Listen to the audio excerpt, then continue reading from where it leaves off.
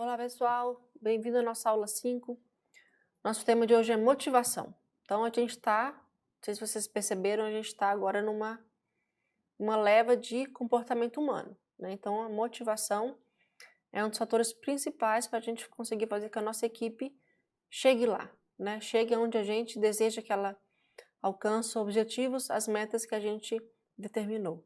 Então motivação para o desempenho resume-se em fazer a pessoa chegar lá, né? Uma pessoa altamente motivada, irá esforçar-se para atingir a meta de desempenho. Então, se eu tiver a capacidade, a compreensão do cargo e o acesso ao recurso necessário, eu serei altamente produtiva. Então, daí a importância de motivar as pessoas, né? A motivação tem a ver com as forças, com as energias, com os esforços que a pessoa tem a ambição de ter. Então, motivar a pessoa, você tem que saber como motivá-la. Existem pessoas que são motivadas por dinheiro, pessoas que são motivadas por elogios, pessoas que são motivadas por desafios. Então, você conhecendo a sua equipe vai conseguir realmente direcionar para o que você precisa. Temos uma foto aqui que é bastante interessante, que a gente pode resumir e conversar bastante sobre esse nosso tema. Tem? Aqui então a motivação. Né? Quem nunca, por exemplo, domingo à noite pensou, putz, amanhã é segunda-feira, vou ter que voltar para o trabalho, né? Tem o viés de final de semana, curtir com a família, tudo bem, isso é comum. Mas tem aquele viés de vou para um trabalho para o qual não estou motivada, né? Vou ter lá fazer o mesmo do mesmo, não ter nenhuma diferença, não ter nenhum elogio, não ter nenhum estímulo diferente para eu trabalhar naquilo, né? Quem nunca deixou as coisas acomodadas, porque se eu fizer bom, do nível bom, ou se eu fizer em um nível ótimo, o reconhecimento vai ser o mesmo. Então faz com que as pessoas não fiquem motivadas. A falta de motivação faz as pessoas ficarem estagnadas. Então você como gestor do agronegócio tem que fazer com que a sua empresa tenha os funcionários mais motivados possíveis. Conheça os seus funcionários, conheçam as pessoas que trabalham com vocês, para que você possa realmente direcionar a motivação para a qual cada uma está ali, né, na sua empresa, para a qual cada uma está trabalhando em busca daquilo. Então a gente tem algumas formas de motivação, né? A motivação no trabalho é uma das principais preocupações para o líder, porque a equipe desmotivada, como eu já disse, não vai conseguir apresentar os resultados esperados.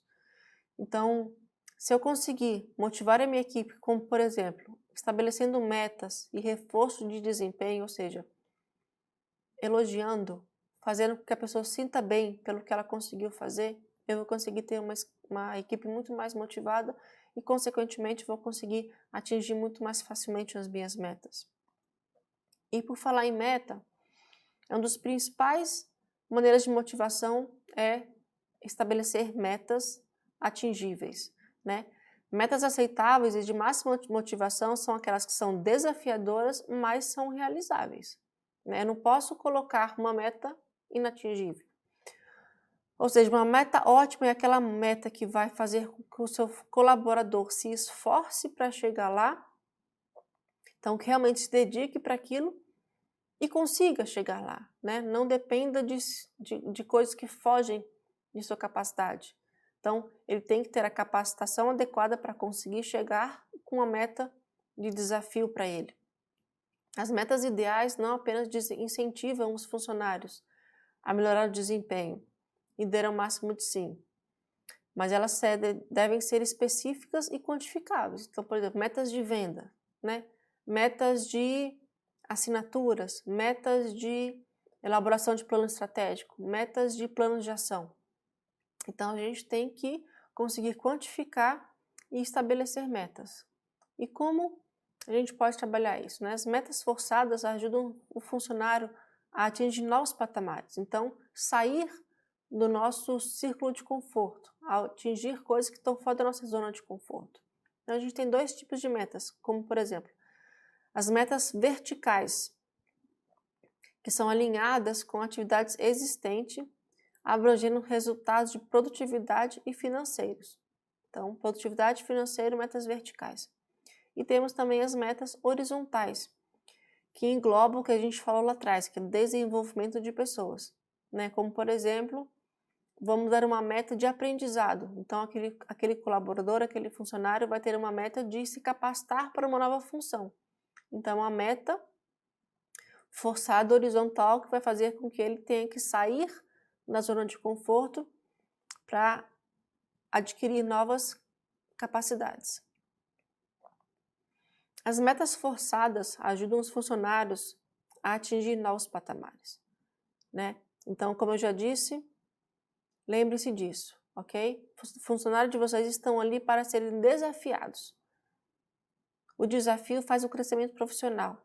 Então, você quer que a sua equipe realmente cresça com você, então os desafie. Desafio é saudável, desafio alcançável é saudável.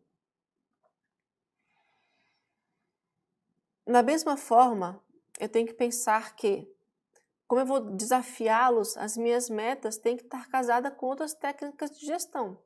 Como, por exemplo, o treinamento e desenvolvimento. Eu não posso colocar uma meta para aquele colaborador fazer uma nova tarefa, sendo que eu não vou capacitá-lo, não vou treiná-lo para aquilo. Eu não posso estabelecer uma meta individual, sendo que eu tenho um trabalho em grupo. Então, eu tenho que trabalhar com metas em grupos, ao invés de metas somente individual. E meta de aprendizagem versus metas específicas. Eu tenho que saber o que o meu funcionário realmente precisa. Eu posso pegar um ponto muito específico, sendo que ele precisa uma coisa muito mais ampla, uma aprendizagem muito maior para conseguir trabalhar com isso. Então, o estabelecimento de metas tem que estar casado, né, com todo o que a gente discutiu até agora, como outras ferramentas de gestão de pessoas. E como eu posso, então, estimulá-los? Né? Então, eu dei aquela meta para eles cumprirem. Ok, eles cumpriram ou então estão cumprindo. Estão em processo de cumprir a meta que eu estipulei. Então, a gente vai fazer alguns reforços de desempenho. Ou seja, os comportamentos seguidos de consequências positivas provavelmente repetirão. Então, quem é elogiado tende a repetir aquilo, né? Quem é reprimido tende a não fazer aquilo. Então, o reforço de desempenho faz com que o meu funcionário realmente seja valorizado, sinta que está no caminho certo e ele vai realmente conseguir trabalhar com isso. Então, aqui na figura do próximo slide, a gente vai trazer as consequências do comportamento. Então, a gente tem aqui, por exemplo, reforço, eu tenho um comportamento X. Se eu tenho um reforço positivo, por exemplo, um elogio, ou um reforço negativo, o que é um reforço negativo? É uma punição? Não. Punição está ali embaixo. Estão vendo? Um reforço negativo é, por exemplo, não aplicar uma punição que eu daria. Por exemplo, eu estou lá vendo funcionário, eu tenho 3 funcionários na minha lista de observação para ver se bobearem eu vou ter que dispensá-los. Um deles conseguiu cumprir uma meta, conseguiu fazer o trabalho bem feito, então eu vou retirá-lo dessa minha lista. Então, é um reforço negativo.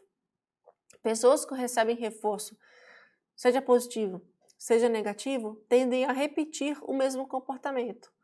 Ou seja, tendem a repetir um padrão de qualidade mais aceitável.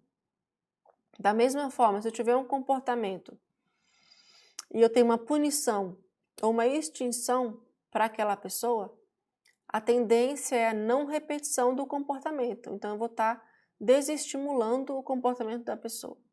Então, a importância do gestor estar atento e desempenhar o seu papel como líder, né? Então, seja elogiando quando necessário, não punindo quando necessário e, da mesma forma, cumprir o seu papel de punir maus comportamentos, desleixo, falta de comprometimento no seu trabalho. Bom, pessoal, é isso que eu queria trazer para vocês. Essa foi a nossa aula 5. Falamos um pouquinho de motivação de pessoas, principalmente para trabalhar com as nossas equipes dentro da nossa empresa. Espero que tenham gostado. Lembrando aqui no nosso fórum de dúvidas, vão lá, perguntem, tirem dúvidas, não acumulem, ok?